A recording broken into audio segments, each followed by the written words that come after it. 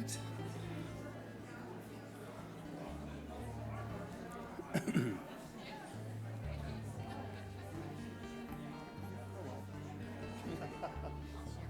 Oh, that'll work. Yeah, it doesn't matter. Welcome, friends. It's great to have all of you on a beautiful sunny day. You know, I was noticing, of course, the weather, and you probably heard the football game outside, and I thought, you know, we're competing with both, but I think we did a really good job. And I'm sure a lot of this is because we have amazing panelists today who I'm going to introduce here in just a minute. Friends, I want to welcome you to the campus of Concordia College in Moorhead, Minnesota. And that's a greeting both to our friends here in person and also to those who are joining us digitally through Zoom. My name is Dr. Michael Chan, Executive Director for Faith and Learning here at Concordia College. I want to begin with a word of thanks to my colleague and friend, Dr. David Meyer. David, where are you? Right next to me, I see. Acting President of FM Interfaith Center, who initially reached out to partner on this very event. So David, thank you for initiating that partnership and also for the vision behind it.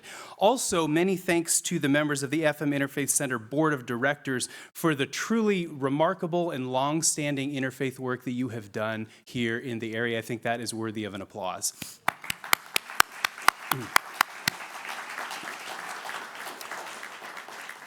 Today, we are here for something that is truly special, a conversation about Jesus among our four panelists, each representing different faith traditions. What's going to make this conversation even sweeter is the fact that all of them also happen to be good friends. I think you're going to notice that our panelists, they have interacted with one another over years around important topics around interfaith, and I think you're going to see not only a remarkable amount of insight, but a depth of relationship and trust that is really the kind of context that one needs to have fruitful interfaith conversation. Of course, Jesus is one of the most important figures in the history of religion, but who is he and why should he matter? This is the topic of today's conversation. Now, you might be wondering why such a conversation is taking place on the campus of Concordia College.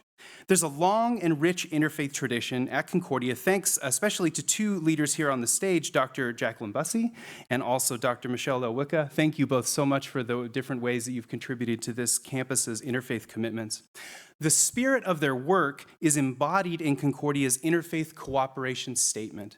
It reads as such: Concordia College practices interfaith cooperation because of its Lutheran dedication to prepare thoughtful and informed global citizens who foster wholeness and hope, build peace through understanding, and serve the world together.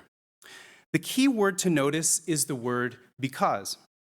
One of the things we learn from interfaith luminaries such as Eboo Patel is that our particular religious identities are not hindrances to interfaith cooperation, they are strengths. We do this work best when we do it from where we stand. And in doing so, we recognize that particularity is not the same thing as exclusion. Now we're going to hear from our panelists who come from a rich array of backgrounds, religious and professional, in just a moment here, but I want to begin with a couple words of introduction, beginning with our moderator, Dr. Michelle Lewicka. Thank you so much. She serves as our moderator today and is professor of religion at Concordia College, where she teaches courses at the intersection of religion, gender, race, culture, and the body. She received both her master's and doctoral degrees from Harvard Divinity School and is the author of 3 books, a numerous article, as well as popular blogs and podcast interviews. She's currently finishing a book about what she's learned from spending time with incarcerated youth. So looking forward to the publication of that. Dr. David Myers is acting president of FM Interfaith Center, is professor of philosophy emeritus at Minnesota State University, Moorhead, and he will be here representing a Jewish perspective. Thank you, David. Rick Henderson, wave your hand, thank you, is retired federal defense attorney and treasurer of the FM Interfaith Center. He will be representing a voice from within the Baha'i faith. Dr. Ahmed Kamel is a professor of computer science at Concordia College. He is a practicing Muslim, grew up in Egypt, and has been living in the United States since 1988. He's a member of the Fargo Moorhead Interfaith Center, where he has been a member since 2010, and he is a frequent speaker about Islam and its relation to other religions. Thank you for being here. I've taken the liberty to introduce Dr. Bussey last, certainly last but not least, but that's because I wanted to extend just a special word, special personal word, so I'm going to take a little point of privilege here. A special word of thanks to her. In my role as Executive Director for Faith and Learning, I'm blessed to inherit so much of the work that Jacqueline has done on this campus during her time here at Concordia College. I've told her on numerous occasions, I'll say it again, that I regularly stumble upon the fruits of her labor. Regularly. And I say stumble in the best way, not in the way that you would injure yourself, but in the way that you would be surprised by it. And this is most especially true in the lives of her students. So Dr. Bussey, thank you for the remarkable imprint that you've left on this place and also for the opportunity to stand on your broad shoulders. So thank you for that. Lastly, Dr. Bussey is an author, professor, theologian, and student of life in all its messy beauty, as well as a much sought-after speaker and workshop facilitator. Her award-winning books include The Laughter of the Oppressed, Outlaw Christian, Finding Authentic Faith by Breaking the Rules, and Love Without Limits, Jesus' Radical Vision for Love with No Exceptions. Thank you all for attending this event. I now hand things over to Michelle. Thank you.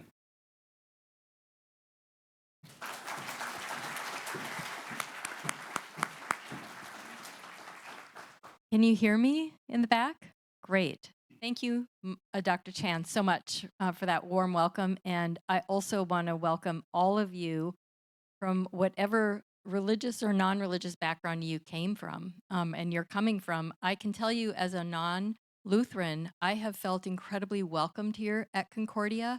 And that mission statement really does mean, they walk the talk here. The Evangelical Lutheran Church of America welcomes people not in spite of the Lutheran tradition, the Lutheran heritage of this college, but because of it. And also the partnership with the Center for Interfaith Project has been so robust, and I really appreciate that. And I'm delighted to be in this, have this opportunity to ask questions today. My understanding is that each of the panelists will have 15 minutes. I'm the timekeeper. So I've got my little time's up. I understand not all of them plan to take the 15 minutes, but they'll share with you 15 minutes of who Jesus is from the perspective of their religion. I've brought a ton of questions. We're hoping that you have a ton of questions, but if you don't, well, you and I may be competing in any way because I have lots of questions to follow up.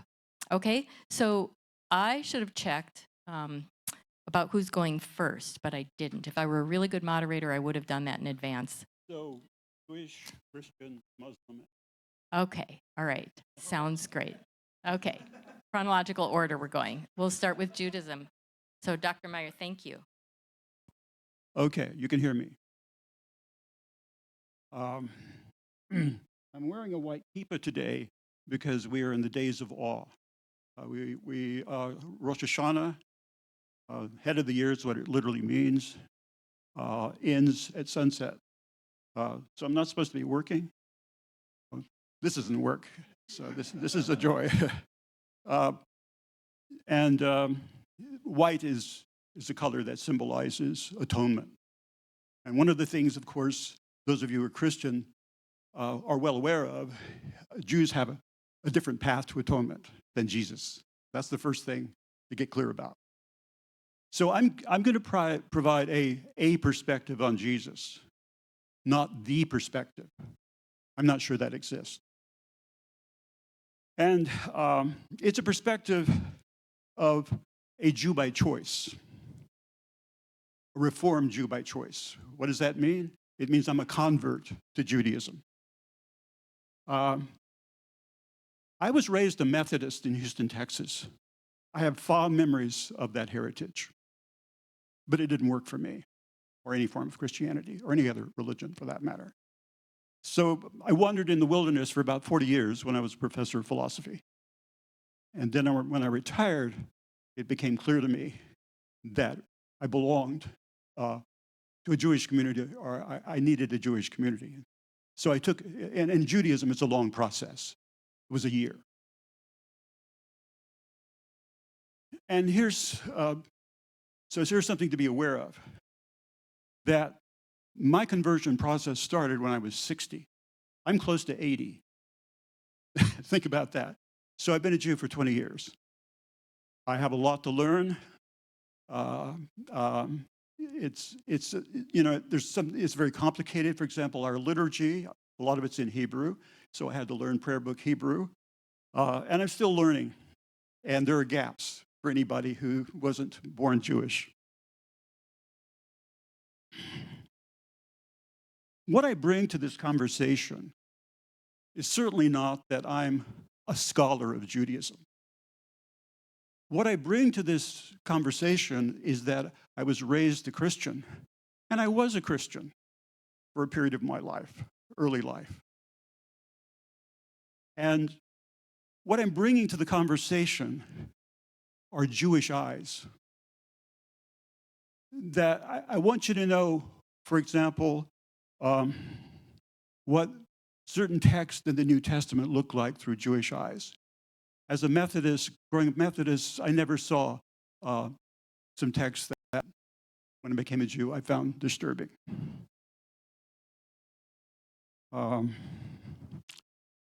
Jesus, this is where interfaith dialogue has to be honest, and it's not always pleasant. So it may be that you may not like some of what I'm going to say, but it has to be said. One of the things that has to be said about Jesus from a Jewish perspective is that he's a problematic figure. He's someone, I'm almost tempted to say, whose name should not be mentioned in the synagogue. That's not quite right. But let me read you what Rabbi Barry Leff had to say about Jews and talking about Jesus. So this will be very revealing to you, I think. This is something I discovered after I entered the synagogue and became a practicing Jew. Jews rarely, if ever, talk about Jesus. I've never given a sermon about Jesus, and I've never heard a rabbi speak about Jesus from the pulpit. I assume, and I presume most of my colleagues presume, the congregates would completely freak out, sorry, if a rabbi were to speak about Jesus. And then he raises this very important question. What is it about Jesus that gives Jews the heebie-jeebies? Do you know that term? It's a sophisticated theological term. And then he finally raises the question, is he a topic we shouldn't discuss?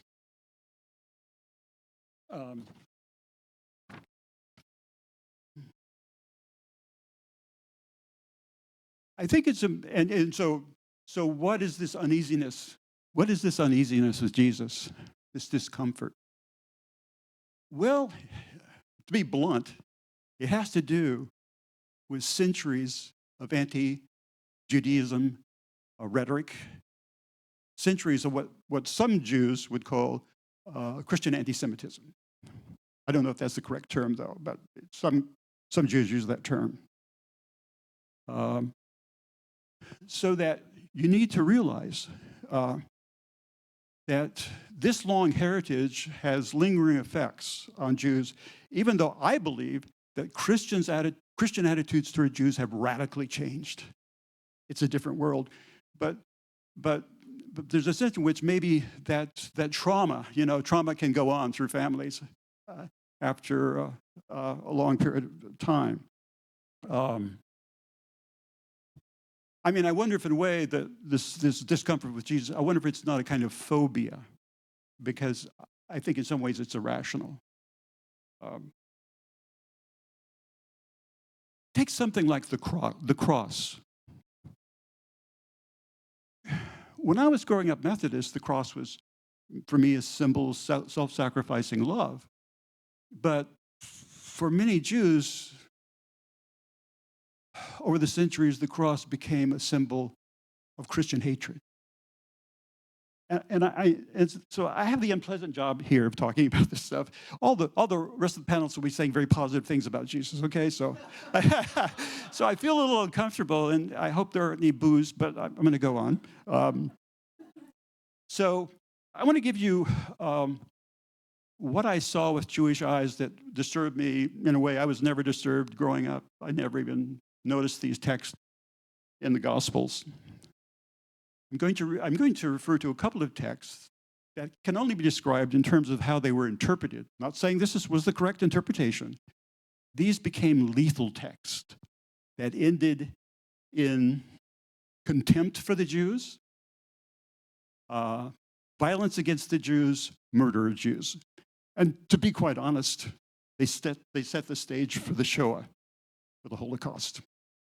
The two lethal gospel texts I will refer to are Matthew 27, 23 to 25, and then John chapter 8, 31 to 47.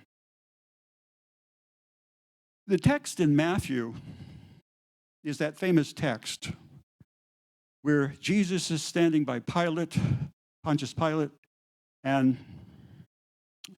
Pilate really says his wife had a dream telling him that Jesus was innocent. He washes his hands of the whole thing and gives them Barabbas. And, they choose Barabbas actually. But something is uttered. The Jewish crowd standing there utters, "Crucify him." But they don't only utter that, according to Matthew. They utter something else that became tragic for Jews.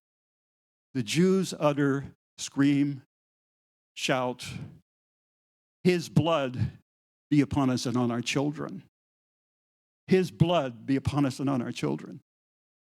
And unfortunately, whether correct or incorrect, that was interpreted by Christians for centuries as saying, in effect, Jews collectively, all Jews, even Jews who weren't there, are culpable for the death of Jesus. They're guilty of deicide. What could be the worst crime? Killing God.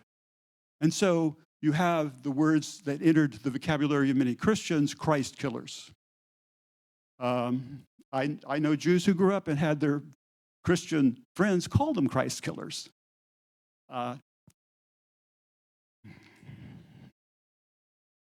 Fortunately for us, for Jews, the Catholic Church in 1965, Vatican II, repudiated the claim that Jews are responsible for the death of Jesus.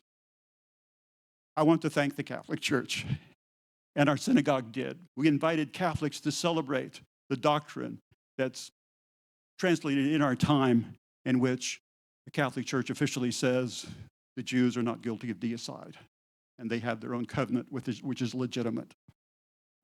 Remarkable. My own conviction is that changed everything. It's not that there aren't Christians today, some Christians who believe that all Jews are guilty of the death of Jesus, but from what I can see in terms of polling, maybe 2 to 8%. That's remarkable. That's a remarkable change when you had that is kind of doctrine for so long, not only among Catholics, but among Protestants. So 1965 was really an important event for Jews. And it's really, and then the Catholic Church has really encouraged interfaith dialogue, Jewish Christian, Jewish Catholic dialogue. The other text that I want to say something about, John 8, 31 through 47. I don't know what, I don't read New Testament Greek, but I read 8 translations because, and I never even noticed this growing up Methodist. Never even fazed me any more than, that thing, that line that Jews supposedly shouted. But, and I know there are other interpretations, and really as Jews we want to say, yes, there need to be other interpretations of what became a terrible interpretation. Because what Jesus seems to be saying in this text to Jews he's talking to, some people say he's talking to Judeans, but he's talking to people who don't believe in him, or they believed in him and they don't any longer. He's saying to them, you don't understand me. The Jesus of this text, you don't understand me. You're not hearing what I'm saying. You don't love me. Why? It's because you're children of the devil. You're Satan's children. That's why you don't hear me. Now, Maybe there's some other interpretation. But think about seeing those lines with Jewish eyes, which I had not seen growing up. And after I converted, I was just shocked. I was shocked at those. How can I make good sense? Or here's the problem. The Gospels became very bad news for the Jews. Because what seems to be happening in that particular text is the Jews Jesus is speaking to are being demonized. And he's actually saying to them, you're not descendants of Abraham. Your father is not God. Your father is the devil. So imagine how terrible that was over the centuries. And it was even thought that Jews had horns, and that's why they wore head coverings. Amy Jill Levine, an Orthodox Jew who is a scholar in the New Testament, says she's been asked to show her horns. Orthodox Jewish women wear wigs. Maybe the thought was to cover their horns. Isn't that amazing? And you have art, of course. You have paintings with Jews with horns. Some of it goes back to a mistranslation of something in Exodus, but this text, I think, is really, I may call it the culpable text. In 1994, the ELCA, let me just, before I say that, Luther actually doubled down on this text in a terrible book called On the Jews and Their Lies, where he's calling for the burning down of synagogues, the trashing of the Talmud, not letting rabbis speak or teach. But again, I want to thank those Protestant churches, like the ELCA, that in 1994, was it 1994? Then I think it was reaffirmed in 2021. Well, I've looked it up several times. I'm neurotic, I'm a Jew. So I've looked it up several times, 1994, and then reaffirmed in 2021. So that I appreciate. Long time coming, because for most of Christian history, the Jews, by Catholics and Protestants and Orthodox, were held in contempt. And we're actually blamed for not believing in Jesus. Okay. What do I have left? I can't see that far. Oh, I'm sorry. So I'm going to end, but I'm going to turn it over to Jacqueline, because there is something in Jacqueline's book. Can I say this quickly? In Love Without Limits, that I found refreshingly honest. And that is, she says, we're all selective literalists. We cherry pick. The question is, are you going to be honest about that? And maybe I'll just turn it over to Jacqueline now.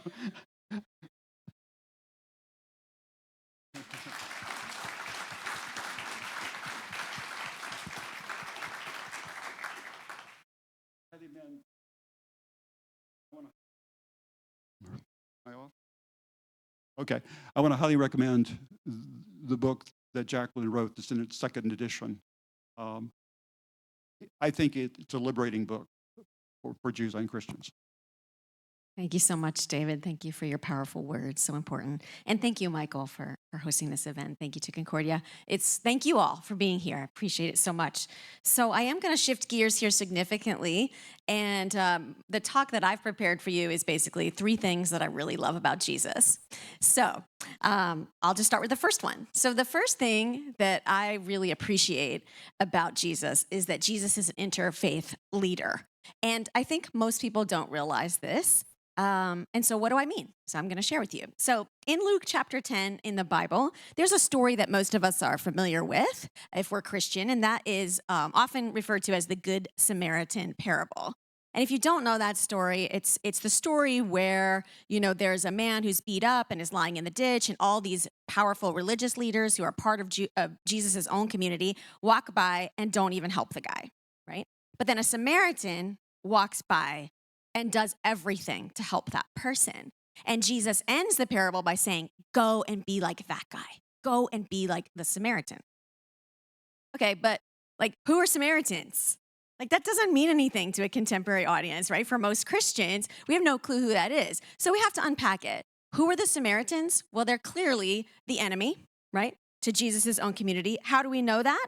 Well, in one gospel, the people insult Jesus by calling him a demon-possessed Samaritan. So just the name is an insult. And if you think about, too, the way that the parable is called the Good Samaritan parable, think for a second about what that means. That's like saying, oh, look, there's this one really good Samaritan, but they're an exception because all the rest are really horrible. So it's a super insulting name. I try to just call it the Samaritan parable for this reason, right? Because that's insulting. That's like saying, oh, look at that really good Norwegian. Yeah, right? I mean, that's like saying that other Norwegians are not good, right? I mean, that's just, what does that even mean, right? These are not ways we should talk about one another. But why were the Samaritans the enemy? This is what you think about. When I was young, I was like, oh, maybe they were different nationalities. I think I thought that like it was a different country or maybe a different race. False. Completely false. The actual difference between Jews and Samaritans, right, Jesus' own community and Samaritans, is religion. Religion. And most people don't know that unless you really do some serious digging. So virtually all of Jesus' own community believed that Samaritans practiced a false faith. Why did they think that? Because the Samaritans built their own temple outside of Jerusalem. That's a no-no, right? And that was on Mount Gerizim. And they said, this is the most sacred place in the world. Well, Jews don't believe that. Jesus' own community doesn't believe that. And it's important to know, like, Samaritans still exist today. Like, these are people. They still exist. They live in the Holy Land. And I was surprised to learn that there are many Palestinian Muslims who consider themselves to be descendants from the original Samaritans. Just thought that was fascinating. So we are talking about something that's also contemporary. But the point being that the Samaritan parable is about the religious so-called other. It's about the neighbor of a different faith. I won't ask for a show of hands, but I am curious how many people actually knew that because I didn't. So I think the shock of the story is lost on most contemporary Christians. So often when I'm speaking in public spaces, I retell the story. I retell it in Love Without Limits and in a way that would have a shock value for contemporary Christians, the way it would have had for Jesus's original audience. And the way I tell it is, hey, there was this guy. He was beat up, dying in a ditch. All of these Christian leaders walked by. None of them helped. Until there was a hijab-wearing, headscarf-wearing Muslim woman who walked by, and she stopped. She helped the man. She took him to the hospital. She paid all his bills, and she saved his life. And then Jesus said, yeah, go and be just like her. I can see from your faces, yeah, like how many contemporary Christians would be really, really scandalized by that story, by Jesus saying, yeah, go and act exactly like a Muslim, because they're doing it right.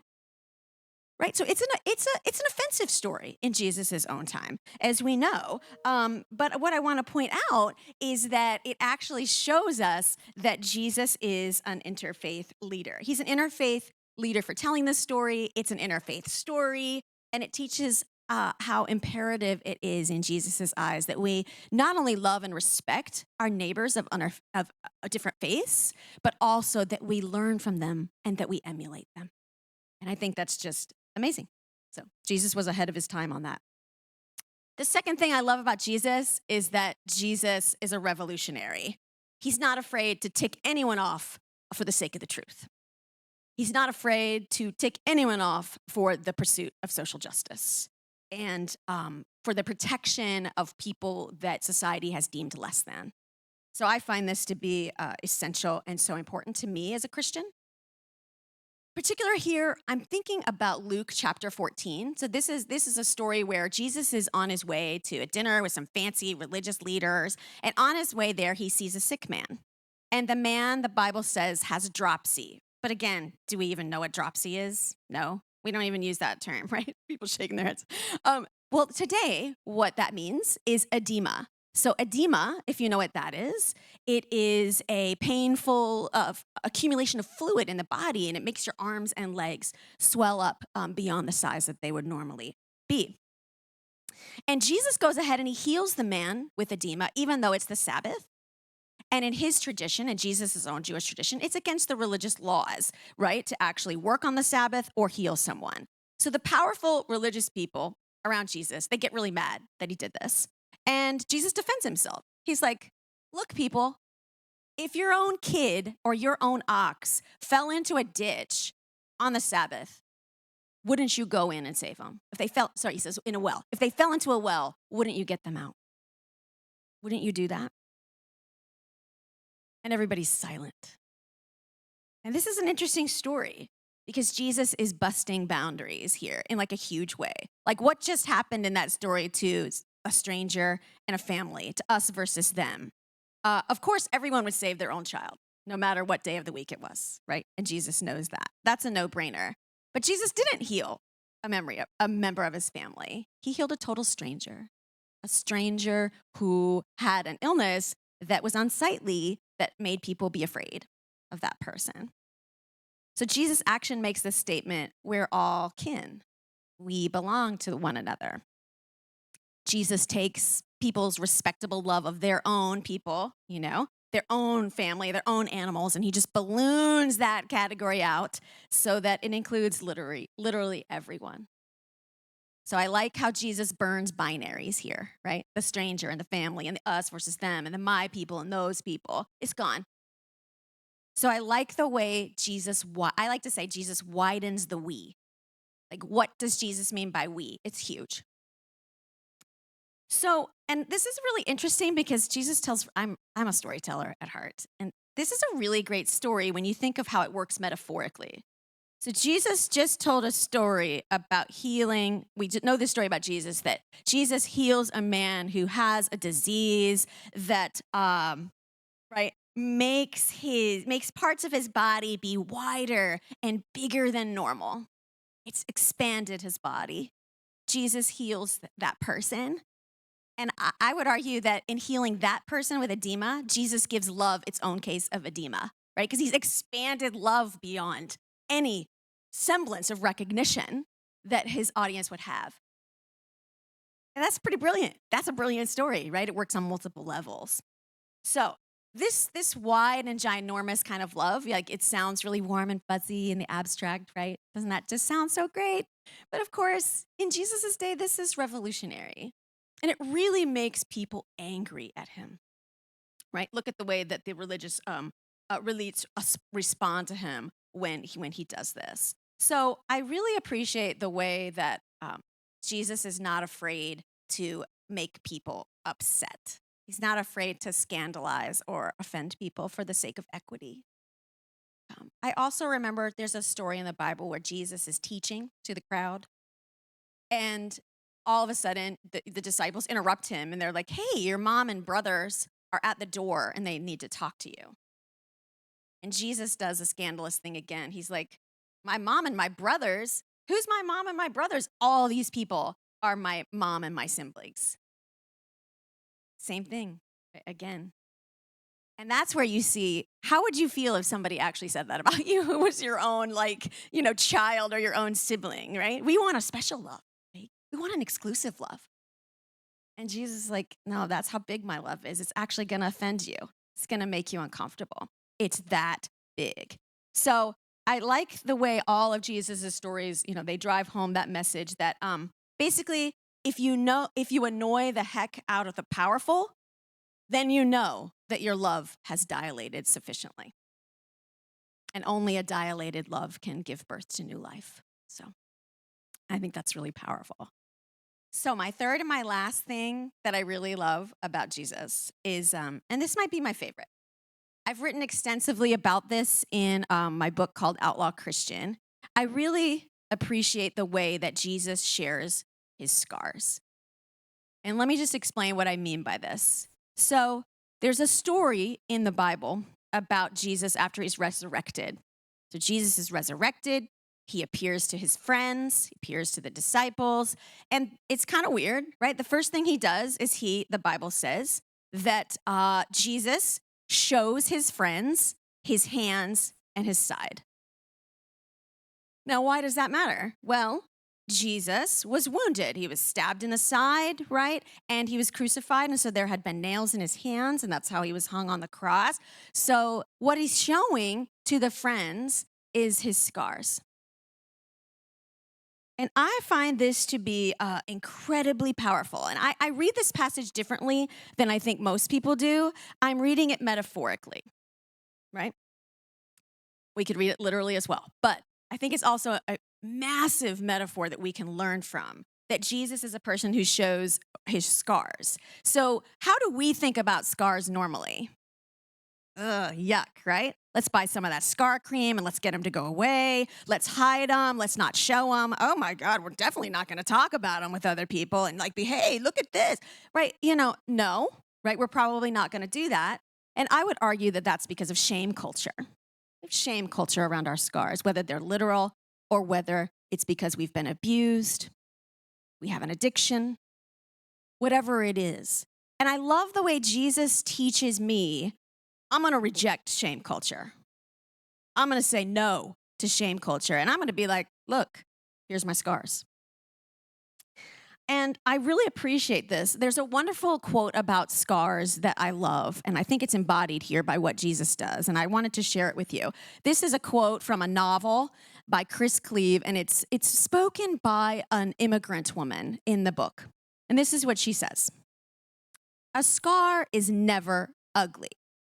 That is what the scar makers want us to believe. But we must make an agreement, you and I. We must make a pact. We must see all scars as beauty, because a scar means I survived. So people wounded Jesus. They treated him unjustly, cruelly, and horribly. But he was resurrected. And the resurrected Jesus understands his scars as a sign that he survived. And that's why he's showing them to his friends. And some of you know this about me, but some of you don't. But now, and during the time since I've been gone from Concordia, I have become a trauma survivor. And now, more than ever, I know that Jesus is right. That sharing our scars with people we trust is how we come back from the dead. And in writing this for you, I just realized that. So I wanted to share it. Jesus shows us that true friendship is based on scar sharing. It's based on vulnerability. Jesus here embraces vulnerability as a strength and not as a weakness, the way some of us have been taught to see it.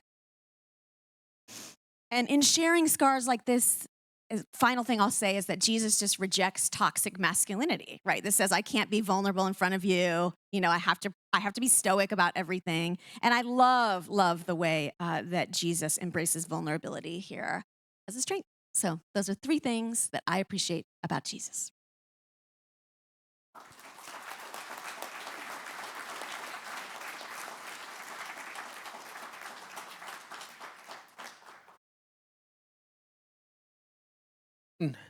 My name is Ahmed Kamel, like Michael had said, and Michelle.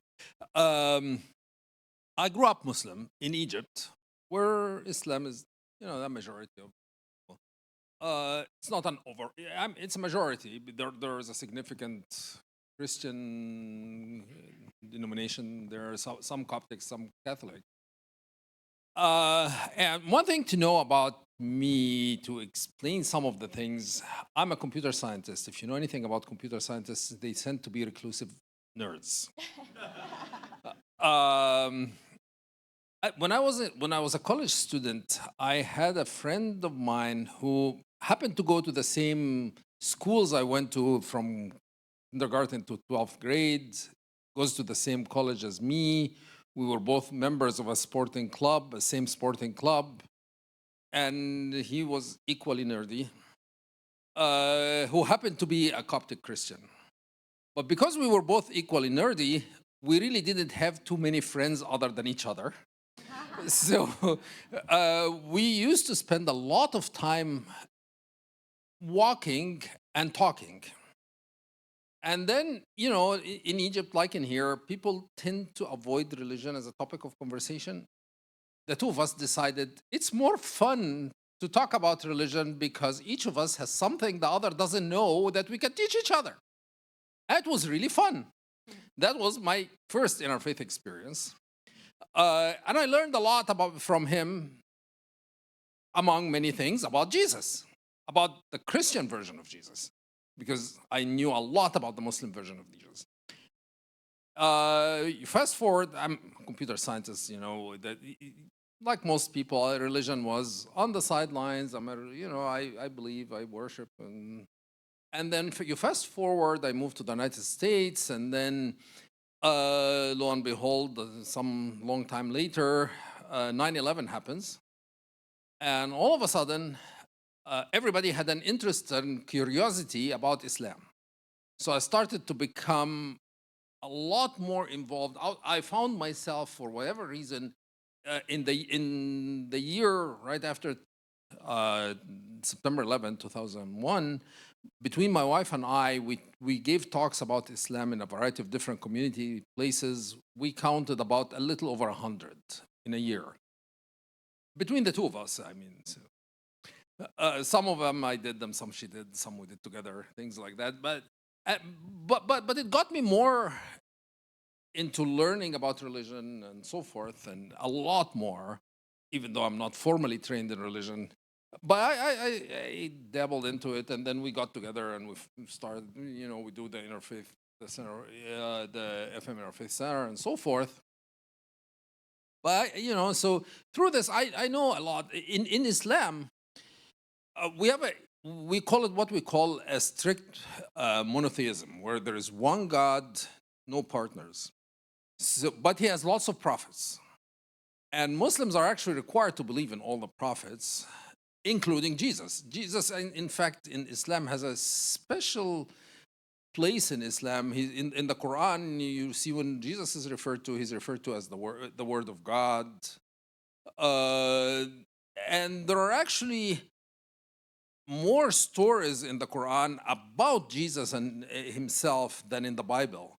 So the story of his the virgin birth and how he was born, and there are some really interesting stories there. Mary goes out of town, and then when she's worried, what are people going to believe when they see me with this and so forth, and then the time comes for her to deliver. She's sitting there with her back against a palm tree. The angel Gabriel comes to her and tells her, don't you worry. She says, no, I am worried. The people will accuse me that I'm a sinner and bad things. And he told her, no, don't worry, just have him talk on your behalf. And she says, what do you mean talking? He's a baby. And then the baby talks to her, tell her, leave that to me. And and then that story ends with the angel Gabriel telling her, and by the way, God tells you, you're hungry, this tree has ripe dates, just shake it, it will give you some. So you get that, and then she carries the baby, goes back to town, and lo and behold, people tell her, oh, Mary, what have you done? We thought you're a chaste woman. And Jesus speaks from, the baby Jesus tells them, oh, don't you talk to my mother like that. I'm the Word of God. He sent me as a guidance to humanity. And I will, and she is as chaste as, and that story ends there. And he lives his life. There is all the miracles, many of the miracles, like the healing story and so forth. That's in the Quran. But Muslims just stop short of he's fully human. Yes, he doesn't have a father. God is capable of, he created Adam and Eve without a father or a mother. Why can't he create one more without a father? It's not that hard.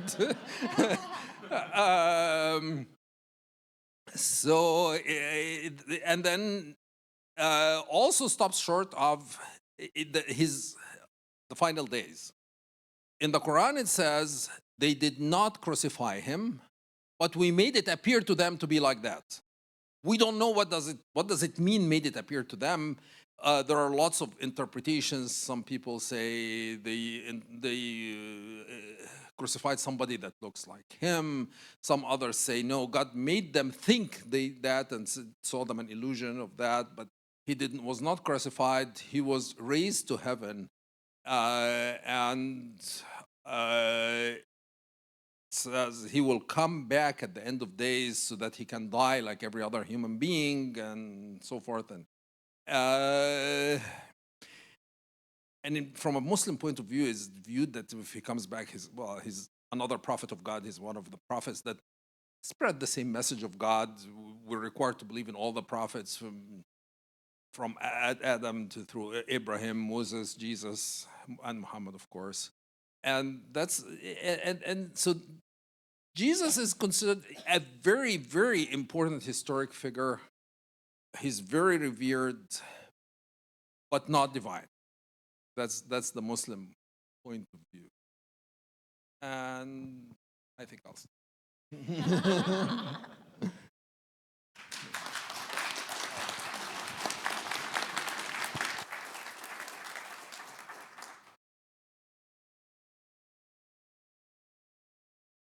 Is this working? Yeah. There we go. I'm Rick Henderson, and I represent the Baha'i faith.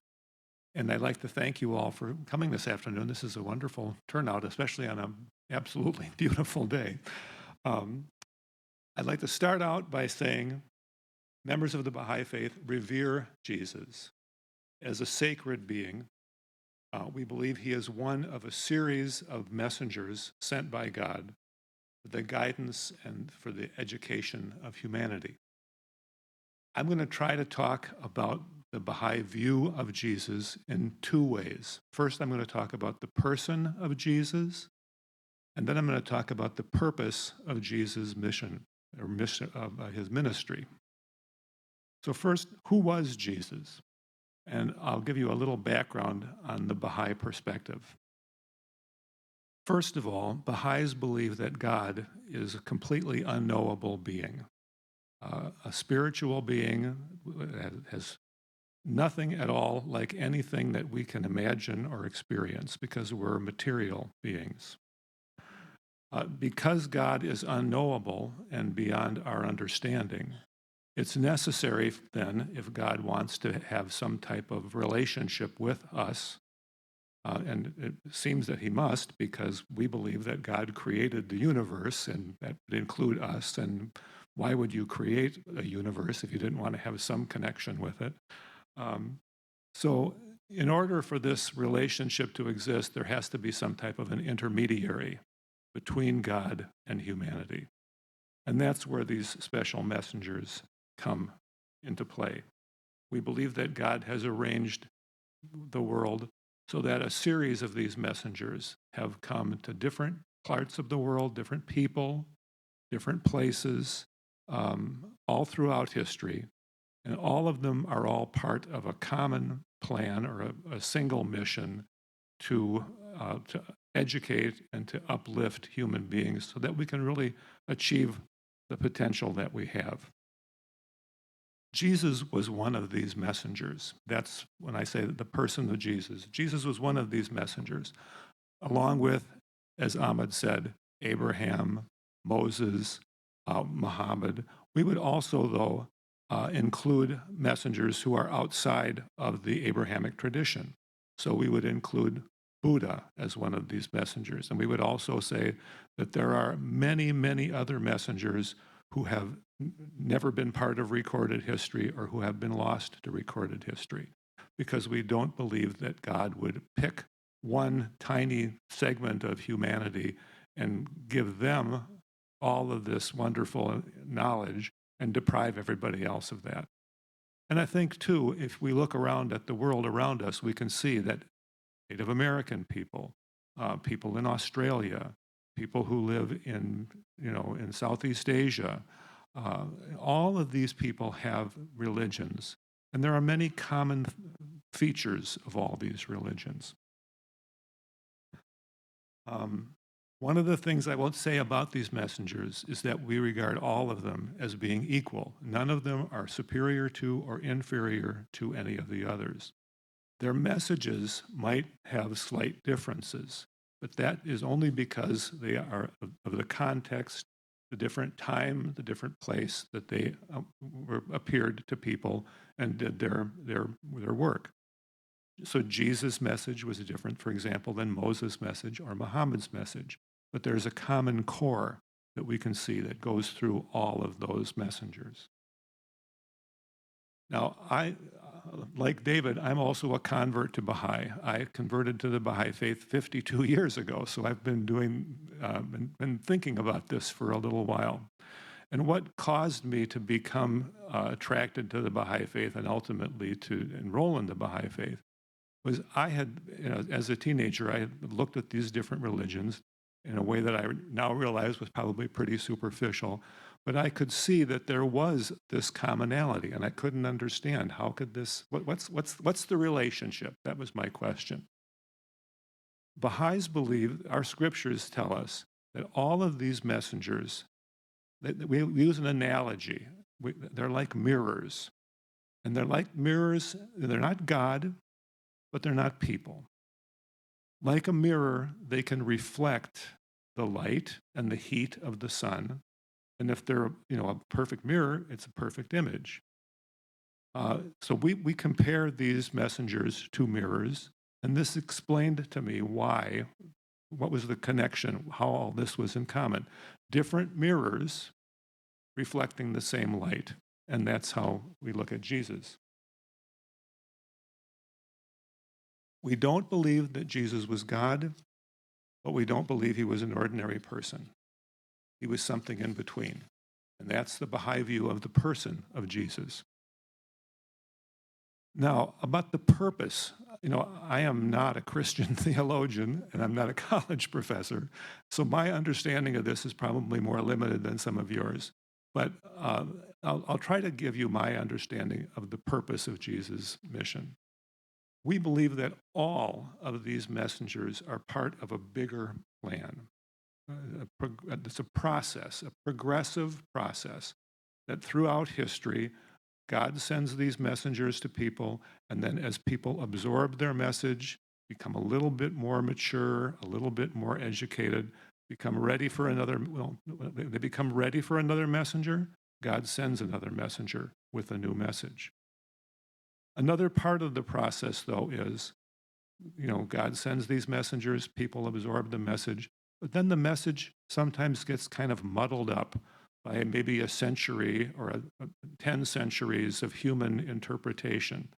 And I think we can see an example of that here on this stage. Moses, I don't know about Moses, but Jewish people believe in love. Universal love is a tenet of Judaism. Isn't that correct, David? Yes. But no, universal love is a tenet of Judaism. So why did Jesus come back and talk about universal love? Well, I would say that centuries of human interpretation, that message became muddled. And people started thinking, well, that love is for us, but it's not for them. And Jesus comes along and says, no, universal love is a tenet of what we call Christianity. Baha'is would say universal love is a tenet of God's religion. And we have a scripture that refers to all these as the changeless faith of God, eternal in the past, eternal in the future. There are certain eternal principles that are always present. And so one of the things that Jesus did is he brought a new message. For example, Jesus says that he fulfilled the law of Moses.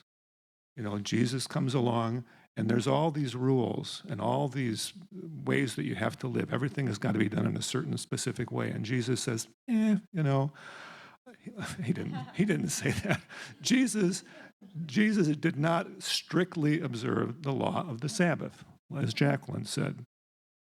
Jesus did not shun people who were unclean. Jesus showed a new way. Jesus had these parables, these wonderful parables. The parable of the prodigal son. the son who goes away from home and, kind of a Hunter Biden type situation. But when he came back, I, you know, I say that in a loving way. When he came back, his father embraced him and loved him. There's also this parable of the workers in the vineyard. Some people worked there all day long. Some people got there at 4:45, and they all got paid the same. Does that seem right? Well, what Jesus was telling us was that God has this infinite grace. He was emphasizing God's grace rather than emphasizing all these rules and laws that you had to follow. So that was a way that Jesus, advanced this progressive process of human understanding. And also, his teaching about love, universal love, shows that he renewed this spirit of faith, that all of the prophets bring. And that's how we that's how we view all of the messengers, and that's how we view Jesus. Jesus was one of these messengers. He came to bring us new information. He advanced the cause of human perfection, and he also renewed the spirit of faith, and that advanced that spirit of faith in the time that he lived, up until the time of Muhammad, and up until the time of now. It's still there, still alive. So the significance of Jesus' mission, the purpose of his ministry, we would find that not in any theological interpretation of his death or his resurrection or any of that. The significance and the purpose of Jesus was in his words and the example of the way he lived and the way he died and the way that he brought this spirit of faith and grace back into the world and renewed that spirit for the time that he was living. So, thank you.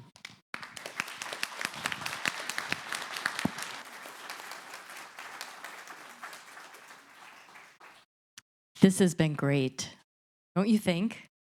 Yes.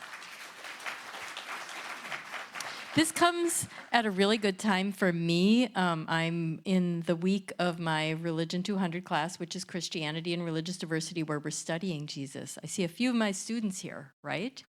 And we talk a lot about developing interfaith literacy and religious literacy. And one of the things I said, if I don't ask this on the test, I should, is what religion was Jesus?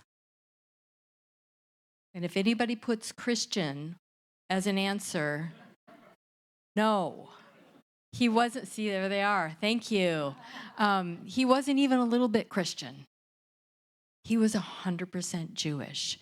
So, David, it was so brave of you to talk openly and candidly, in a truth-telling way about the history of anti-Judaism on the part of Christians.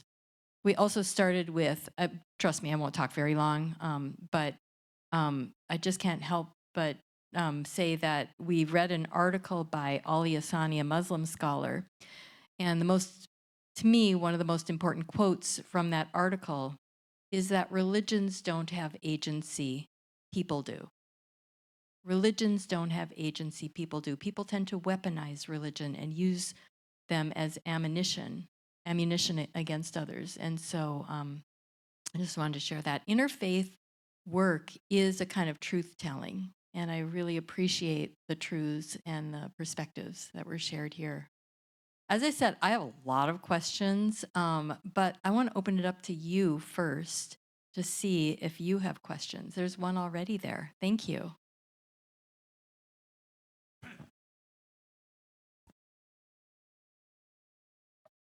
Well, that'll help a lot. Thank you. Thank you for the panel. Very excellent presentations. And there's something that David mentioned that reminded me of a thought that I've had over and over and over again. He said the Jews were responsible for killing Jesus.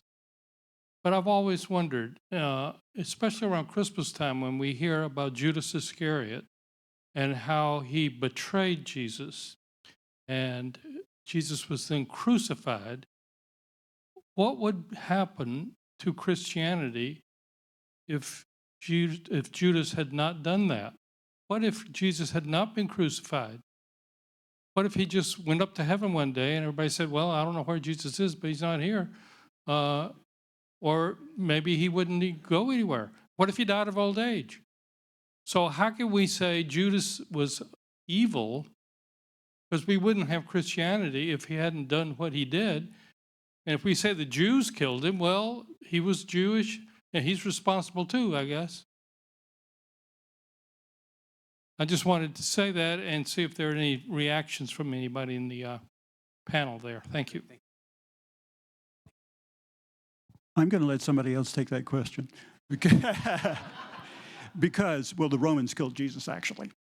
I just want to say, for balance, there's so much that Jews can affirm in the New Testament, in the Gospels, that I didn't get to. I mean, when Jesus is asked what the greatest commandment is, he says to love God with all your being and love your neighbors yourself. Jesus was a Jew. The only scripture he knew was Jewish scripture. So he's quoting Deuteronomy and he's quoting Leviticus. He's not making this up. As a good Jew, he knows his text. So I think Jews are beginning to appreciate the Jewishness of Jesus and his message in a way they didn't. So I just wanted to say that because I think now there really is an opportunity for Jews to come to appreciate Jesus in a way they didn't. But they need to read the New Testament, and they don't. So that's what I would like to encourage Jews to do.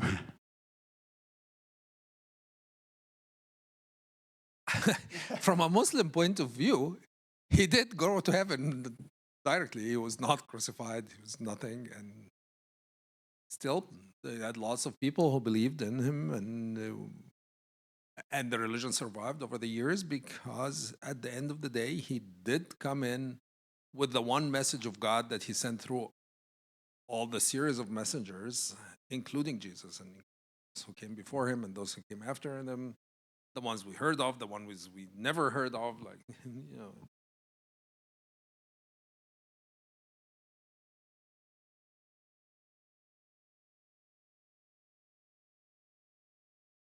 Well, I certainly don't have an answer for that. But, I guess your perspective is absolutely right. It may be that, that these events just have to transpire in a certain way. None of us can really know, what the significance or the consequences of an action like that would be. May I ask Jacqueline a question? My good friend Jacqueline? Okay. My dear friend Jacqueline. Do you think it's fair to say that Jesus has different faces in the Gospels? I'm thinking about, again, that line from Love Without Limits about, I think it's a principle of selectivity, selective literalism, which one confesses to. And we Jews, by the way, have terrible text that many Jews don't want to talk about. So I just am really curious, Jacqueline, how you would respond to John 8:44. I mean, knowing what it's done historically, but that seems to be a different Jesus from the Jesus you were describing. Because the Jesus you're describing, a Jesus of love without limits, is one that Jews can easily embrace, and many Jews do embrace. Yeah, I think I appreciate the question. I mean, I just think it's really important for Christians to admit that there are problematic texts, right, in our scriptures. That's really important to me. Something that upsets me personally when I hear it done is like, there's so many texts in, for example, Islam, in the Quran that are so violent. And, I can hear that. And then I always say, and what about some Christian texts? There's a passage in the Christian Bible that says, slaughter the Canaanites without mercy, slaughter the women and children, slaughter the people without mercy, because they don't believe in God. That's in the Bible. Who's taken that literally? Right? Well, some people, but is that the kind of world that we want to live in? Right? So I do think that there are different faces, of Jesus. I appreciate that question. I've always loved the passage, where Jesus says, I come to bring peace, not war. And then there's another passage where he's like, yeah, get out, bring the sword. I bring the sword and it's going to divide, family against family. And I'm like, Jesus, what? You just said, that I came to bring peace and not war. And now you're talking about swords. What are you doing? Right? And so, at the end of the day, I rest back on Jesus's humanity, right? Are you the same person from minute to minute? Do you never contradict yourself? Do you not grow? Do you not change? And then I fall back on, well, how is it that Christians pick and choose passages from the Bible to live by or not live by? I mean, the New Testament actually says, wait for it, that Christian women, well, it's not talking about Christians, but it says that women should cover their heads when they pray. Right? I mean, it actually says that, right? And how many Christian women do you know who are covering their heads when they pray? In fact, many Christians are very derogatory about Muslim women covering their head, but not about nuns covering their head, right? I mean, can you even tell the difference just by looking, Can I tell a funny story about that? I'm talking too long. I'm so sorry. I'll let someone else go. Thank you. There's also a passage in one of the letters that signed by Paul, but Paul didn't write, that women are supposed to not have any authority or teach. So we should all just call this a day, maybe. I don't know. Yeah, I so appreciate. There are more questions. Okay, let's see. I wasn't watching to see who had their hand up first, so we'll just see who gets the mic first. Thank you. Thank you very much. What is your understanding of the purpose of the sacrificial death of Jesus? I would think that most would agree that this is quite a central teaching and doctrine of the Christian faith. So some of you have maybe already commented on that. So if you don't feel a need to do further, I understand. But once again, your understanding of the purpose of the sacrificial death of Jesus. Thank you. Before Jacqueline answers, I think I need to make it clear that Jews, after the destruction of the Second Temple, no longer could perform sacrifices for atonement. We don't keep barnyard animals around to sacrifice. There's another way to atonement, through loving kindness and forgiveness and tzedakah's charity and so forth. So I think it's important to realize that it may have, in biblical Judaism, there may have been a notion of the need for sacrifice in some sense of blood. That's not a requirement of Jews post Second Temple. So. Okay, everyone's looking at me, so I guess I'll go next. I think on the one hand, we can see that to make a sacrifice for someone else is a beautiful thing, right? That a sacrificial love can be amazing. I'm going to say that, and then the next second, you have to say that a sacrificial love, particularly Jesus's own, is highly problematic because of the way it gets used by human beings, right? It gets used to justify hatred of our Jewish neighbors. Right? Because, well, somebody killed him, so someone's got to pay. That's terrible. It's terrible the way that Jesus' death has been used against so many people. Another way that it's troubling is, it's this idea that sacrificial love is the highest form of love. Well, Jesus also said that to love your neighbor as yourself, by which he means, I think, not just that some people really need to work on loving their neighbor, but some people need to love themselves more. And sacrificial love, this whole tenet of sacrificial love, has led to a lot of abuse in personal relationships. It's led to a lot of abuse for women, right? That it's like, I have to be self-emptying in order to love someone. Well, there are people in our society who are taught to hate themselves, sadly. LGBTQ folks, people of color, I could just keep going, neurodivergent folks, people with disabilities. And the last thing that we as Christians or anyone in our society ever needs to be saying to somebody who has those kinds of things in their life is to say to them, hey, you know what? You really need to be more sacrificing. You really need to love other people more. When really, what we need to be saying to them is like, we love you. You are loved. Yeah. Oh, no. I'm just commenting on. Oh, thank you. My apologies. The question was the role or the purpose of the sacrificial death of Jesus, not the concept of the love there and how it gets misused. His role as the sacrificial death as being necessary for the payment of the punishment of sins, as the Christian doctrine teaches. Thank you. Thank you.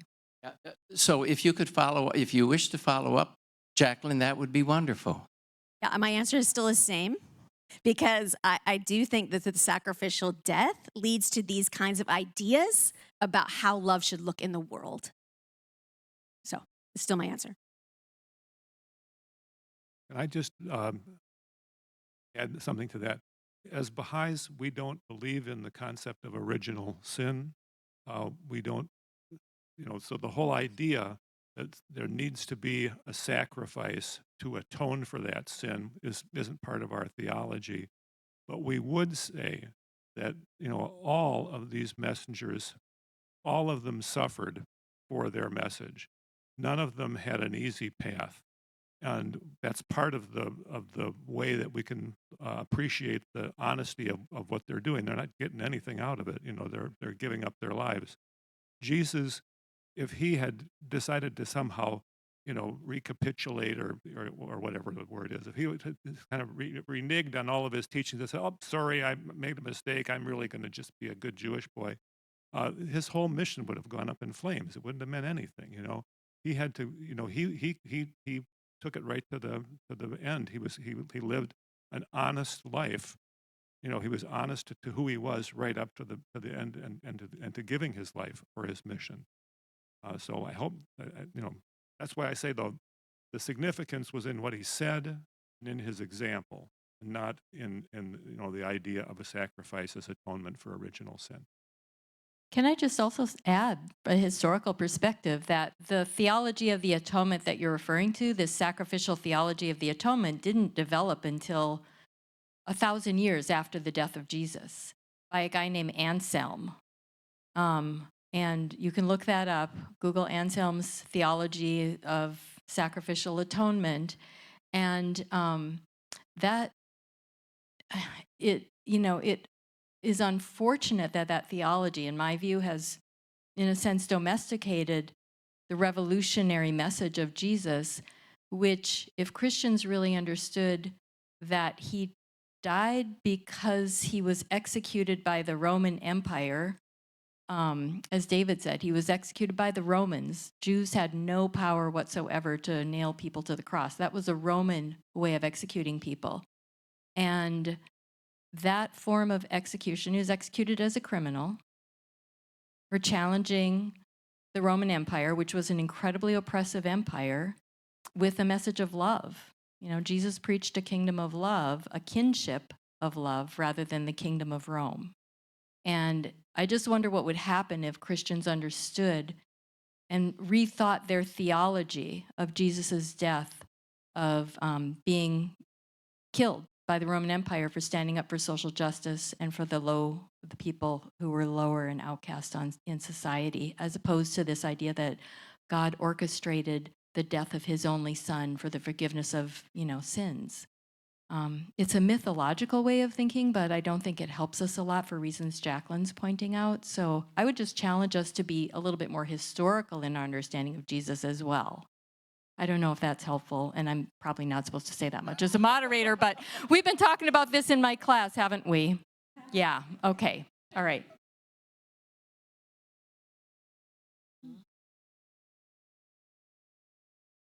All right. Who had their hand up already? Okay. There's an elephant in the room that we haven't talked about, I don't think. And that is, the Baha'i, which has just been remarkable to learn this from the Baha'i. Jesus was a nice guy with a great message. The Islamic tradition is he was one of the prophets, maybe one of the greater prophets, and we know the Jewish tradition from what David's talked about. The Christian tradition is not tradition, it's the core, is that Jesus is the Son of God. Period. Stop. That is a hurdle that's really high for Christians to diminish in any way. If you diminish that core of the faith, however we got there, if you diminish that core of the faith, it collapses. And so we have walls between us, among us, in large part because if you're a Christian, we got God. We have the Son of God, and you don't. That's a tough one. What's the scripture that's often misinterpreted, and it's been interpreted a million ways? No one comes to the Father, that one. And scholars have wrestled with that one for years. How do you tell, a Christian of faith? There are all kinds of Christians, but a Christian who believes that core of the faith, the core of the Catholic Mass, the symbolism in the Protestant services, it's a nice guy, had a lot of good things to say, brilliant stuff. We ought to live by it. However, not the Son of God. Can I ask you a question? Would you keep the microphone? No, So you cannot. you're taking this to David, no questions. No, I appreciate this. So central to Christianity, from your point of view, is that Jesus is the Son of God. Now, as a Jew, From my point of view, or from the point of view I've learned about traditional forever? Christian point of view. So, although there's no kind of authoritative statement about Jesus, clearly Jews don't believe Jesus was the Messiah, the Son of God, if that means the second member of the Trinity, of a Trinitarian God, because Jews don't believe in a Trinitarian God, and that Jesus was God in the flesh. So I think the question Jews might have, and Baha'is and Muslims, is what follows from that if we, don't believe that. Because one thing that happened to me over time is I couldn't believe. I would have been lying to myself if I said, I believe that Jesus was the Son of God. And I got the message. I was supposed to say that growing up. There came a time when I just couldn't honestly say it. But that's the question, I would say, that has to be answered given what, if that is central, what do you say to those who simply cannot believe it? Well, I mean, that's between them and their God or gods or whatever. But I think our Catholic scholar, not Catholic scholar, a Christian scholar, I'd be interested in hearing her perspective on that, given her strong views about who Jesus was and what he said. So the question is for me then. Okay. Well, I had a question for you too, because I was going to say, well, what do you mean the faith collapses? You said that it collapses for people. I know people for whom it does not collapse, but so we can't speak for everyone. I can speak only for myself to answer your question.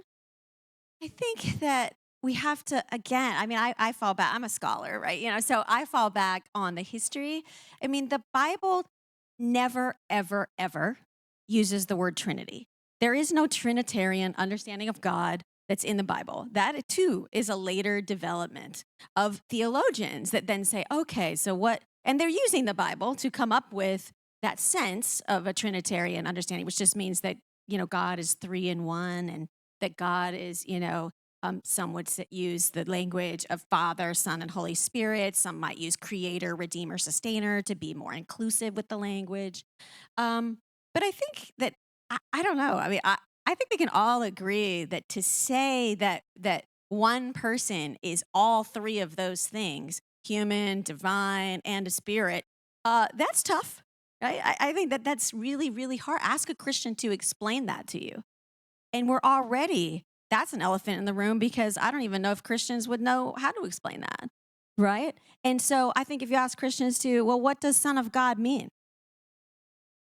I mean, the Bible actually says that we're all children of God. So what is the distinction there? You know, the Son of God is a historical term that was used for the Emperor of Rome. Also, the Emperor of Rome was called Son of God, and that is really what got Jesus in trouble, because people are saying that Jesus is the Son of God, and they're like, oh, you're the emperor now? What's wrong with you? Right? So there is a lot of history there, and I do think there's people for whom Jesus's life really matters. Not just a doctrinal teaching that comes from theologians who did not live while Jesus himself lived, right? I think these are really complex things.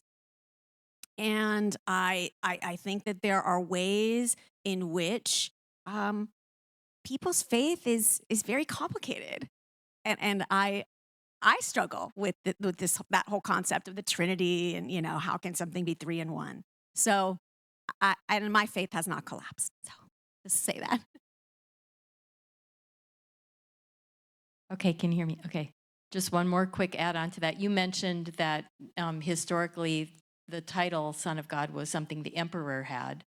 Marcus Borg has a great book called, what's it called? The Heart of Christianity. And he talks also about let's interpret things metaphorically as well. The people who wrote down these oral traditions about Jesus did not have a literal mindset. They had a metaphorical mindset. This is pre-scientific revolution. And so maybe Son of God is a metaphor for how we're all children of God. A metaphor for Christians, not necessarily a metaphor for everybody. So there's another, just opening up different options. Okay, other hands up in the front. Oh yeah, okay, yes. Hi. Oh, we're going to have one more response from. Even from within the Christian faith, I've personally heard the previous Pope of the Egyptian Coptic Church, which is one of the Eastern Orthodox churches. He actually, I heard him on TV saying that this relationship, it's not a biological relationship, it's a metaphorical, he's a metaphorical Son of God, just like the rest of us. That's actually, he would explain it, and he was certainly the Egyptian Coptic Church did not collapse or anything. That's such a great point. There are Christians who don't believe in the Trinity, entire churches who don't. So yeah, thank you. Hi. So as a Muslim, generally Muslims believe that regardless of religion, we all believe in the same God. So my question has to do around understanding. And with a world today that is so divisive and filled with hatred, how would you say that being part of different religions or identifying with different religions, how do you create understanding when, for example, if somebody comes up to me and says, we can't have understanding because we don't essentially believe in the same thing? How do you create that in a world like today? You do that through interfaith dialogue, what we're doing now. So that's the point of interfaith dialogue. I come to you as a Baha'i, a Christian, Muslim, and I say, this is what I believe, and I believe strongly. I don't expect you to give up anything. You don't expect me to give up anything. The point is, you know, for it to be civil discourse where we respect each other despite our differences. And I think that's the power of interfaith dialogue. Sometimes people who've never done this, who enter into dialogue with a Muslim who previously hated Muslims, sees a human being. And it's very hard to kind of demonize an actual person in front of them when they're talking and trying to hear you, but you have to be willing to listen. But so I think interfaith dialogue actually contributes to overcoming what you're talking about in terms of the divisions, but we have to do more of it. In the Quran, it says, God talks to Muhammad and tells him, talk to the Christians and the Jews and say, let's come to a common word because we have so much in common with us. Get this gets translated into the 21st century. There is an actual document that was put together by a group of Muslim scholars called A Common Word that was addressed essentially to religious people worldwide. In fact, the current Catholic Pope endorsed the document, said that he agrees with all of its content, that says, let's come together into a common word because we have so much in common among us. In fact, I will argue that if you look around in the world, every religion has its own extremist radicals. And in every religion, they are actually a minority. They're not a majority. They're just louder than everybody else. And it's very interesting because you go look at the beliefs of a radical Muslim or a radical Christian or a radical Jew or a radical Buddhist, if you will, anything. They are so similar to each other. It's scary. And you look at everybody else, they're also so similar to each other. In fact, I will argue the difference or the similarity between people of faith who are rational people is significantly more similar, regardless of the religious label, than the similarity between, say, a radical Muslim and a non-radical Muslim, or a radical Christian and a non-radical Christian. So there is a lot of similarity, and we should work together to harvest that for the common good of all of us. And I just, yeah.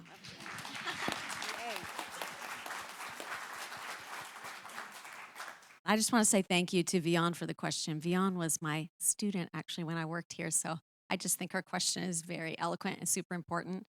And one quick response for you, Vian, would just be to say that understanding is not agreement. Those are two different things, right? We can understand why someone does the things that they do and why they might believe the way they believe, even when we don't. And that comes through listening. And I also think the answer to your question, Vian, comes from just we build relationships with people. It's love that unites us, not sameness. I think that's always been true. Like, no one is the same as anyone else on any level. And that just includes religion. And yet it's love and friendship and relationship building that brings us together. And I think interfaith work is relationship building and friendship making, as all of us can attest. I think the way I would answer that question as a Baha'i would be to just share my belief about how the different founders of these different faiths are all different mirrors reflecting one light.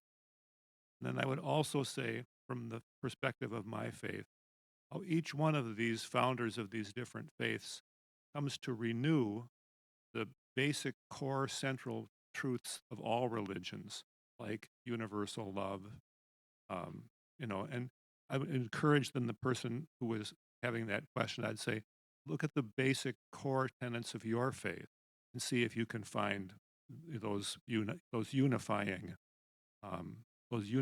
principles that really teach us that we all of us, everybody on the planet, are all one family. There's no them, it's only us. There's a gentleman in the front row with a blue shirt on who's had his hand up for a long time. Yeah. Thank you. Well, I just have one simple statement to say at this particular point. It seems like judgment puts God in a box and minimizes the broadness. I mean, I've been a Lutheran all my life, and I've had blinders on thinking that only Lutheran, and this goes back to even who takes communion and when you're baptized and all those other things that have split the church over and over again. And it's only been since I've been almost 85 now, that I've discovered that God is much bigger. And he's got lots of different names. And I tell my Bible study guys in the mornings and Tuesdays that what have we got to lose to believe that God is so great? I said, if I die and believe that my Jewish friends are going to be there, I think that's going to be just great. If I die and they're not there, what have I lost? you know, you've lost a bunch of Jews. Who argue But all the it's, time. it's this judgmental thing that think we've got the answers. How do we know that? God is too big. He's just too big for us.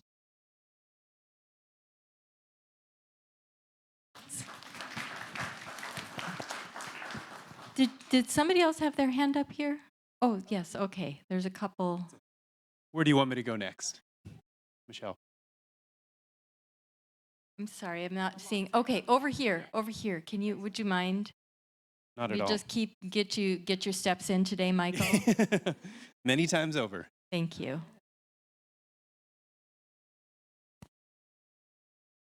Hi. I wanted to thank you all for sharing your views, your lives, and I guess to mention it briefly, I was raised Pentecostal, very, very strict. We believed everybody else was going to hell. So even fellow Christians, and that's one of the problems too, is division right in the church.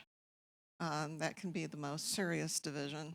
And I have just a couple of random thoughts. By the way, I'm no longer Pentecostal. And my late father-in-law was Jewish and one of the best people I ever met. So I come from the Detroit area where it was a rich culture in that there's different denominations of Christianity, different types of Jews, Jewish denominations or types of Reform, Orthodox, etc. But also, we had a very substantial Muslim population. I think it's the largest Arab population. Not to confuse Arab and Muslim, they're not the same. Um, outside of the Middle East, I believe, or one of the largest communities. Because there's also the Chaldeans who are Iraqi Catholics, basically, which many people don't know. I guess a couple of my concerns are one of them is, have we done enough? And I kind of doubt that we have in bridging the gap as far as not even the gap, but you might say repentance, what the Crusades did to that pain that was inflicted upon the Middle East and Muslims. And I guess that is one of my concerns. I hear how we have bridged at least some of the gap between Jews and Christians with Vatican II, but I wonder, is there some kind of bridge between those two faiths? And then I have a second part, a second question, which has to do with my real concern over the power of Christian nationalism, especially in our government and our schools. And what should we do about that? I know it's the loudest people, but they're gaining so much power with book bans and school restrictions and hindering people as far as knowing about religious as well as racial history. Those are such good questions. Who wants to go first? Thank you. I will try. It's very interesting. You mentioned the Crusades and the effect of the Crusades and the colonization of countries in the Middle East and so forth.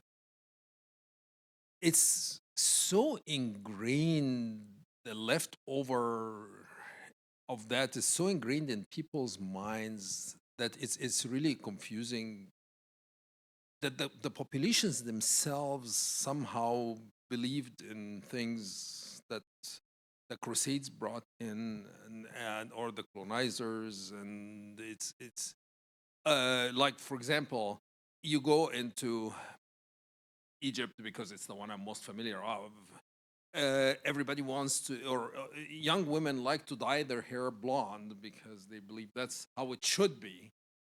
Or a more interesting one, I actually learned very interestingly, the attitudes towards LGBTQ. pre-colonization of the Middle East, LGBT people were completely accepted in society.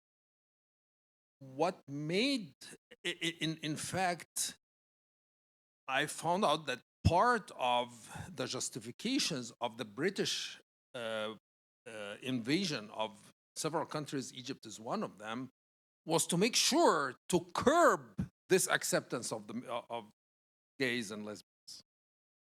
And now, some of the most vocal anti-LGBT are Muslims from these same countries. So,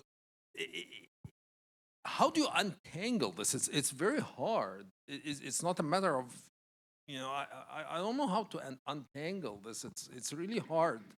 And you look at it, it takes a variety of different forms. For whatever it was, during the time of when Trump's rise to power, to my own surprise, I found a group, and apparently they were significant, called Muslims for Trump. I mean, how do you reconcile somebody who puts as part of his mission and understanding is I want to get rid of Muslims, and a group calling itself Muslims for Trump? How do you untangle this? I really don't understand, and it's very hard. So there are. I know this is not answering your question. But it's very hard to actually undo all of this long history of doing things, and you talk about the Christian governance and so forth, where there are. It also amazes me that many of the people. Many of the people who advocate for this actually go and give talks to Muslim groups that they know will be sympathizers with them, and they sympathize with them and vote for them. And go figure. I guess that's a rant rather than an answer.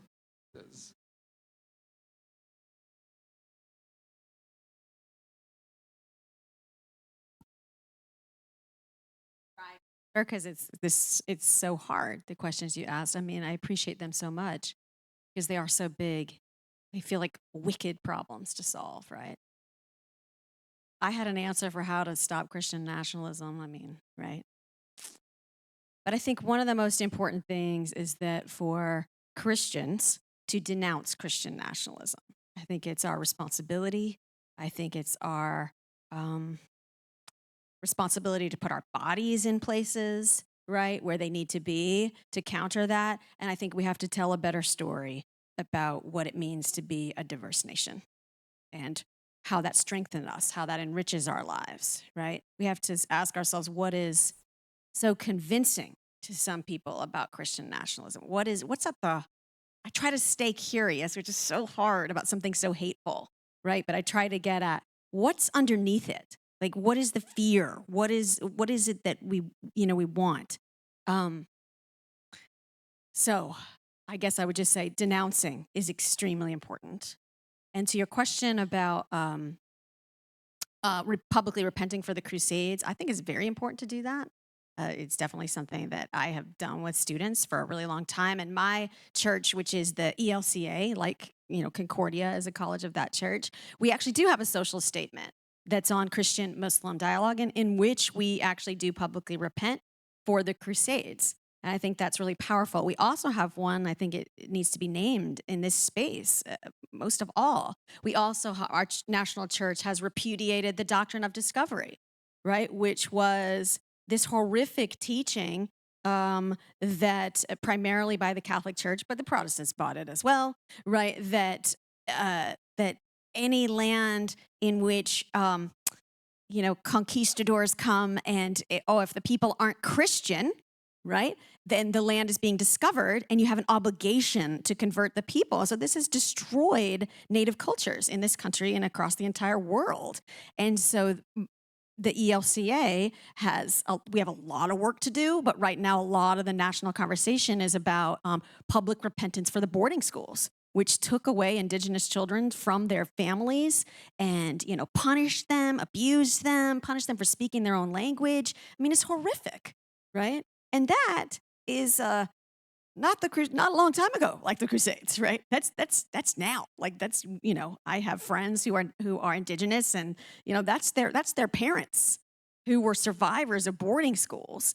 And so our church has taken a public stand of repudiating the doctrine of discovery. It's lies. We've had at our National Assembly, we've done a public apology for it. Is it enough? No.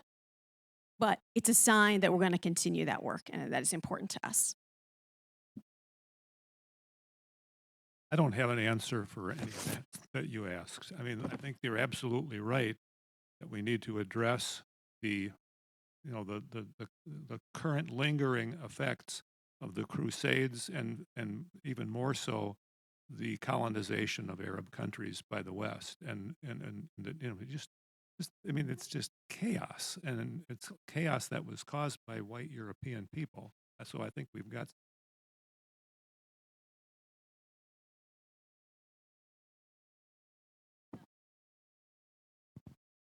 That better? Yeah. As far as Christian nationalism, I think it's going to get worse before it gets better. And I really think, about the most valuable thing all people of faith can do is to really look hard at their own faith and figure out what are the truths of my faith, and to live those truths and to try as best as you can to share those truths with other people, and to share with other people that, nationalistic, racist beliefs are not part of Christianity or not part of whatever faith tradition you find yourself in. I mean, I think really we're going to have to dig down and be prepared for a long slog here. Sorry about that. Not very optimistic.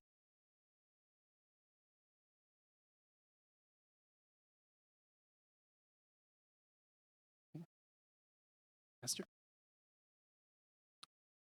As a Lutheran pastor and a gay Christian, I've been, to say it mildly, very disturbed by what's been happening in our country in terms of people using Jesus' names to target our gay and transgender youth and communities and families. So I'm wondering, most Christians don't realize that Jesus said nothing at all in the Gospels about homosexuality, right? So if Jesus were here today, if you could add a few verses to the Bible, what would Jesus say about that issue?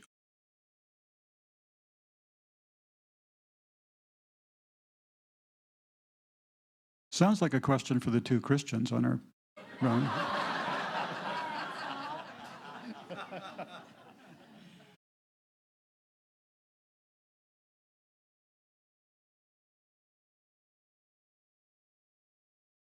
Jesus talked about love. He talked about people living together. He talked about forbearance, forgiveness. So I think that he would probably be talking about those things. I can't really think of examples of Jesus condemning anyone for being who they were or living an honest, authentic life. Maybe, now I'm not a Bible scholar, I might have missed something, but I'm not aware of it. Oh no, he's handed me the mic. Oh, it's such a good question, Joe. Thank you. Yeah, thank you for it. What came into my head when you asked it was a quote from Audre Lorde, if anybody knows who that is. I mean, she's just an amazing womanist, essayist, and poet, and I would say a theologian. And one of the things she says is there are no innocent dichotomies. There's not one. So if you say gay and straight, if you say black and white, if you say man and woman, she argues, and she is a queer writer, right? She argues that there's always a secret hierarchy. In every dichotomy I just said, we all know which one's better, right? Or which one you taught is better. Of course, one is not better, right? So I guess if I was going to add a verse to the Bible that I wish Jesus had said, it would be as simple as, thou shalt not hate people who are different from you, but it also, thou shalt bust binaries, right? All the binaries are lies, and just get rid of them. And that is a very powerful statement for all the non-binary people in this room, right? I mean, binaries, that what I do find empowering in my own tradition. I have many criticisms of Lutheranism, many of which have even been shared by David. But it's very powerful to me that there's both and thinking in my tradition, and it's constant. It's not an either or. Luther was like, look, everybody in the whole world, they can be a saint, they can be a sinner. They're saints and they're sinners. It's a both and all the time. So I have in my tradition a rejection of binaries, an understanding that people are better than their worst act or their best act, all of that. And so I just feel like thou shalt reject the, either or in favor of the both and. I wish Jesus had said that.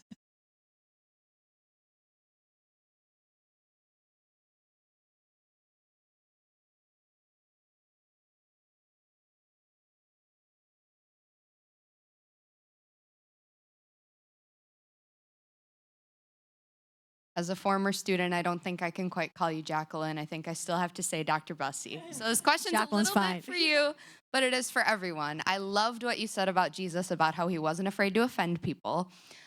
It reminded me, as we go through this conversation, of something my father always said about, in the Lutheran tradition, there's this thing, how Jesus died for your sins. And so he always said to Lutheran people, if you really believe that, then the Jews didn't kill Jesus, you did. And so I think that's a bit prickly of a statement. It can be problematic too if you lead it into some sort of self-hatred. But I think it's important to offend people. But I also think that gentleness and things like that are important principles to have. And so it's hard to kind of live in that tension when you see injustice and you want to be vocal and be louder than the extremists without bringing more hurt and bringing extra division that feels unnecessary. And so I don't think Jesus got crucified for saying love your neighbor. He got crucified for being offensive. And so how do we walk in that tension of, I want to be gentle and I want to trust that we can be good and we can move as one without just shrugging it off and saying, well, injustice, it's just going to happen.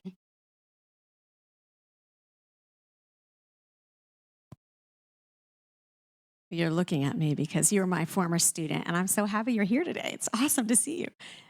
It's a great question. You always ask great questions, and you continue.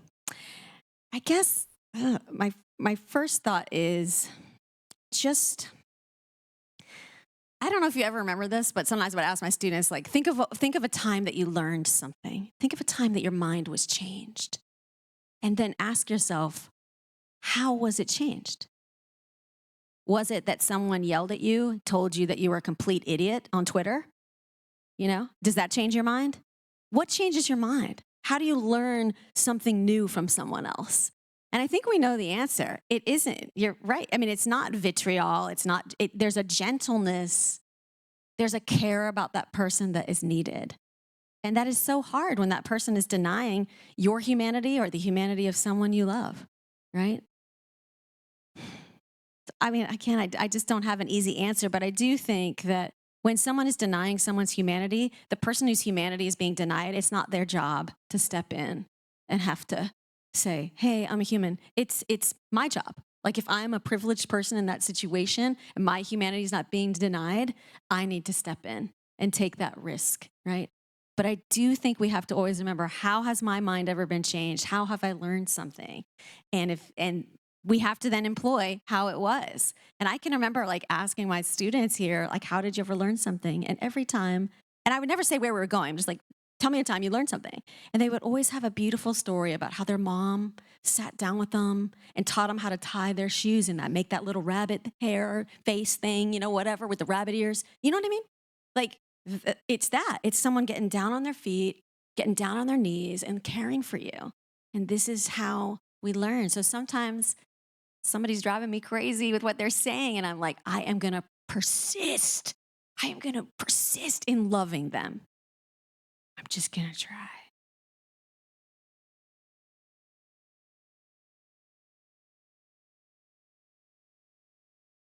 No comment.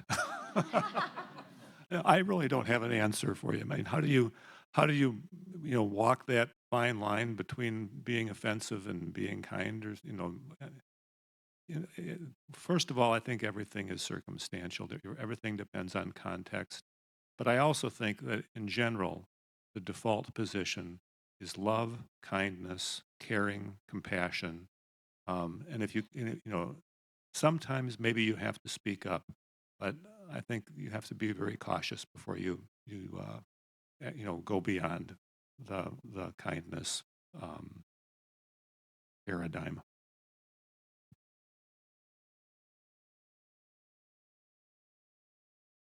I think sometimes in the case of someone who believes completely different from you, you might just say, well, why do you believe that? And listen. Don't argue. Listen. Try to understand. It may be appalling to you, but I think that's very, very hard for us to do, to listen without arguing. And in interfaith dialogue, of course, part of what you're doing is listening, and listening carefully, not waiting to make your point, but hearing them out, so you can have a better understanding of what this religious other, where this religious other's, where their beliefs are, what their beliefs are.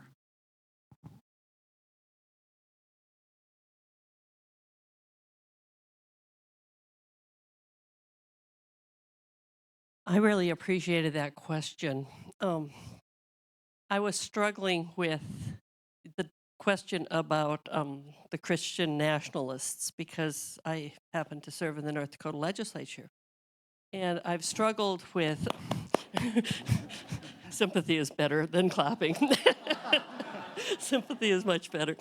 But the thing that gives me hope about this afternoon is this is part of a big evolutionary movement on spirituality across all faiths, and I see it and experience it every day. Now, my actual activities every day are really with 90% Christian nationalists who have and they are terrified of us.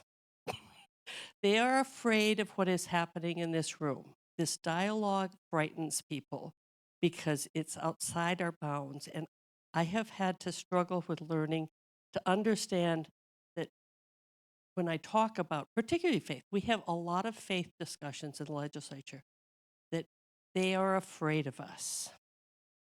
And once I got to the point where it was safe, the Christian nationalist sees this evolution of interfaith, of new spirituality, as devil incarnate, but they are afraid. And there have been really many holy moments when we have found the same moment. And some of it has to do with indigenous issues, but the trans young people who testified touched hearts in ways that blew me away by their stories. So I think to think of us as the other side, and we have to model the good behavior.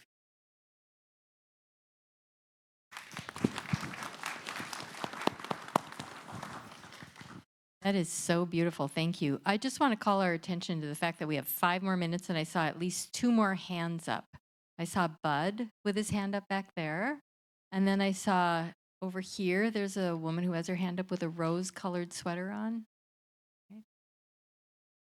Hi. So I loved hearing about the prophets as mirrors, and it made me specifically think about a quote from my own faith tradition, which is from, I believe, 1 Corinthians. Please don't get mad at me if I'm wrong here. But it says, for now we see as in a mirror dimly, but then we will see face to face.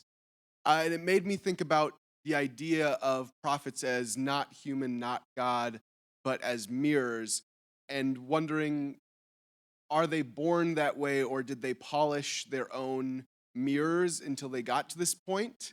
And then going off of that, I'd also love to hear about the similarities and differences in the ways that you all actively polish your own mirrors, and if there's any practices from your own traditions that you would like to send home to us today. I apologize to the students that already have homework, but I'd love a little more. And I'm going to ask the panelists to be real brief in their responses so we get at least one more question in here.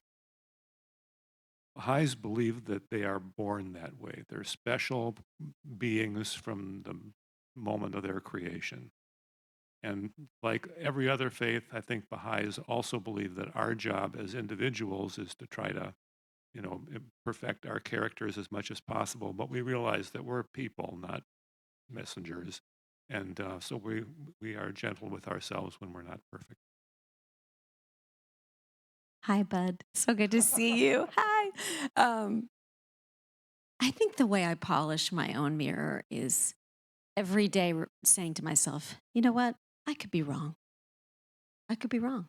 There's so many things I could be wrong about. And I just need to always remember that.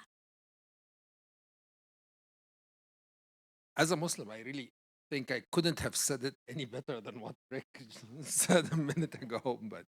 And from a personal point of view, yes, the only way is to continuously work on ourselves, be reflective. I will have to admit that I have a really hard time when people attack me based on who I am. I don't know what to deal with. It's very hard. That refers to the earlier question, actually. It's extremely hard. But we have to.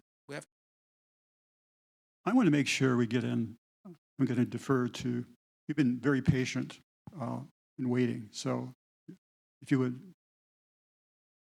tell us what your question is. I was having a mild theological discussion with a cousin of mine a couple of days ago who is a graduate of Lutheran Seminary. And so as we discussed, at the end, he said, you know what? I have my faith. I'm okay with ambiguity. And I like that. My question is, does the Baha'i faith have a set of scriptures? Yes. Yes, we do. Some of them are available in the public libraries. All Baha'i scriptures are available online at a website called Baha'i Reference Library. Jews love ambiguity. We argue about our text. We consider argument about the text holy activity. So that ambiguity, I've always appreciated that, and the recognition of it and living with it. I don't know how else I could live. There is an actual interesting saying from Muhammad, Islam's prophet. He says that he is quoted as saying, "My nation will continue to thrive as long as they maintain that they have differences in opinion."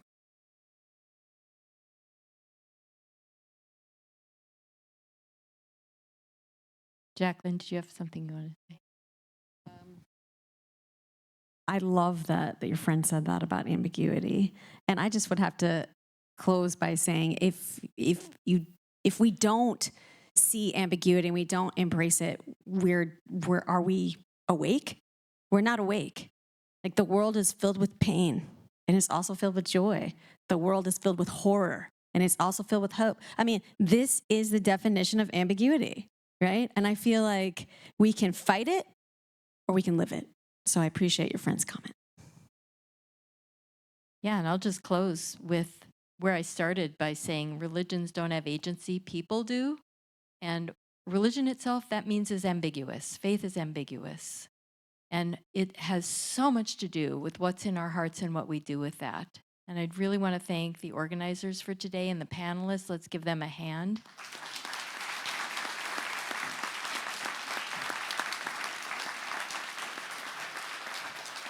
And thank Concordia College and Dr. Chan. Last word. Michelle, thank you so much for the skillful moderating. Thanks to the audience for just great engagement. Before you go, wanted to let you know that this is Barry Auditorium, and Barry Auditorium gets to see some really incredible events. So I want to tell you about one coming up on October 4th. You're going to see a slide here in just a second. I have a feeling this group will be interested.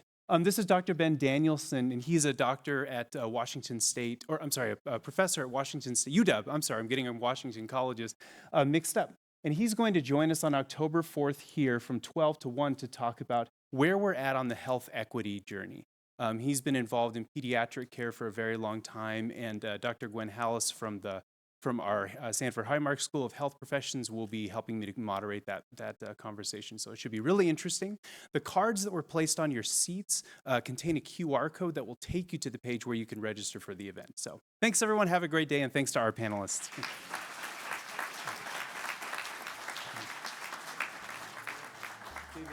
Thank you for coming.